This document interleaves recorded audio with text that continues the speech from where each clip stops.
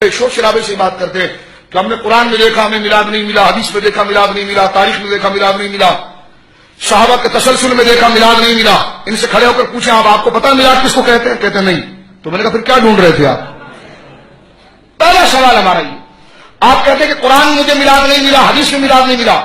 ان سے پوچھیں کہ آپ کہتے ہیں کہ میلاد کہیں نہیں لکھا ہوا، کیا آپ بتا سکتے ہیں کہ میلاد کا معنی کیا ہے؟ کہتے پیدائش کا دن۔ میں نے کہا آپ کو یہ لفظ کہیں نہیں ملا؟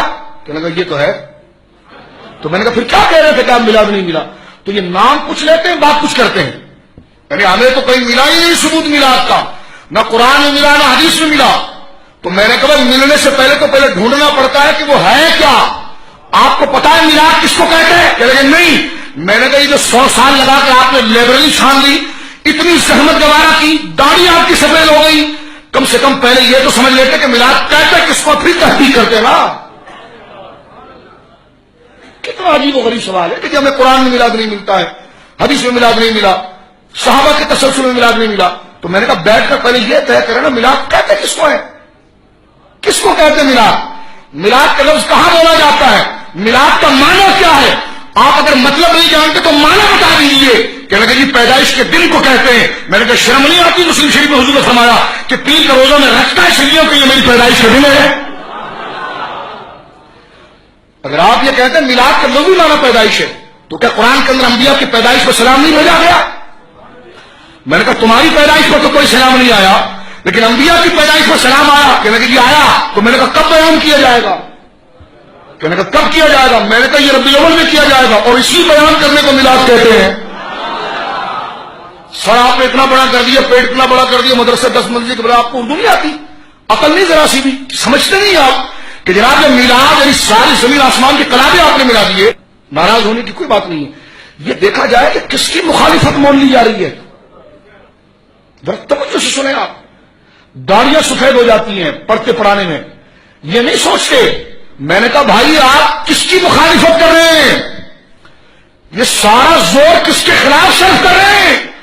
آپ کسی مولوی صاحب کے خلاف نہیں بول رہے، آپ غلطی میں، آپ کو لگ رہا ہے کہ میں کسی مولوی کا جواب دے رہا ہوں، کسی فرقے کا جواب دے رہا ہوں، میں کسی قائد کے خلاف بول رہا ہوں، میں کسی تحریک و تنظیم کے خلاف بول رہا ہوں۔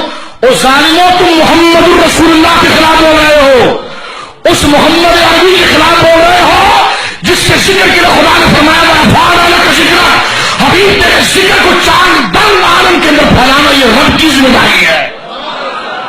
کس کے خلاف بول رہے ہو؟ کبھی غور کیا؟ یہ کبھی غور کیا یہ لیکچر کس کے خلاف جا رہے ہیں؟ یہ ذکر حرام ہے، یہ کرنا حرام ہے، یہ کس کو کہہ رہے ہو؟ کبھی کبھی تو میں یوں لگتا ہے کہ میں کہاں پر بیٹھا ہوں، کیا سوچ رہا ہوں، کن لوگوں سے مخاطب ہوں اور کن کی تحریریں پڑھ رہا ہوں۔ یہ تو لکھ رہے ہیں ایسا ہے کہ اس طرح کے بہت بڑے کسی دشمن کے خلاف کوئی کارروائی ہو رہی ہے، کسی بہت بڑے دشمن کے خلاف کوئی محاذ کھڑا کیا جا رہا ہے۔ اللہ اکبر! اللہ کے محبوب کے ذکر کے خلاف اتنا تانا، اللہ کے محبوب کے ذکر کے خلاف اتنا شور۔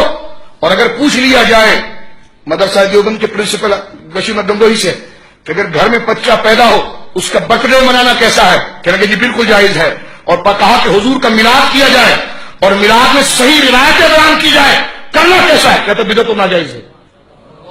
آپ ذرا غور کر رہے ہیں، میں شخص کا نام صرف تعارف کے لیے لے رہا ہوں، لیکن ظلم یہ دیکھیے امت مصطفیٰ کریم صلی اللہ علیہ وسلم کی کے اوپر ظلم دیکھیے کہ کس کے خلاف بولا جا رہا ہے۔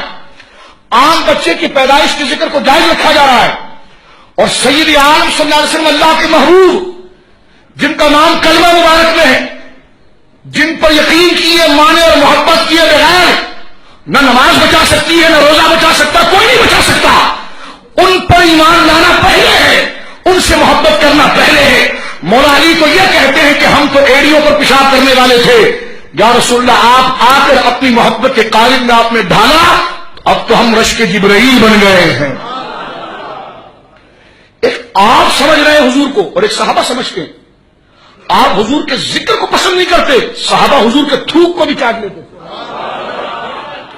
آپ حضور کی یاد کو پسند نہیں کرتے، صحابہ بولو براز کو نوش کر لیا کرتے تھے۔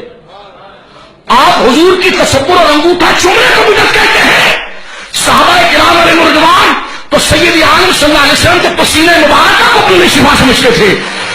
تو فرق کیا ہے؟ تم محض بندہ سمجھ رہے ہو، اس لیے تم سے گستاخی ہو رہی ہے، وہ اللہ کا محبوب سمجھتے تھے، اس لیے بول براز بھی پی جایا کرتے تھے۔ فرق نظریے کا ہے، تم نے نیت درست نہیں کی۔ مثال کے طور پر اگر ایک آدمی اپنے باپ سے مخاطب ہو اور ذہن میں ہو کہ ابھی دکان پر اس کو تازہ تازہ کوئی چور سے اس کے سامنے ہوا ہو اور اس نے ڈاکو کے ساتھ بڑی بدتمیزی کی ہو، اور جب آیا ہو تو آنکھوں سے وہ دیکھ تو باپ کو رہا ہو، لیکن آنکھیں نہیں کام کر رہی ہو اور غصہ اتنا غالب آ جائے کہ آنکھ کے سامنے چربی آ جائے اور وہ باپ کو بھی چور سمجھے اور گالیاں دینا شروع کر دے، لوگ کہیں گے تم کس سے مخاطب ہو؟ اس کو پتہ ہی نہیں میں کس سے مخاطب ہوں، وہ تو اب تک یہ سمجھ رہا ہے کہ میں اسی چور سے مخاطب ہوں، حالانکہ باپ سامنے کھڑا ہے۔ تو عقل مند آدمی ایک بزرگ کہنے لگے اس کو ہلا کر کہ تم ہوش میں ہو، تم کس سے بات کر رہے ہو؟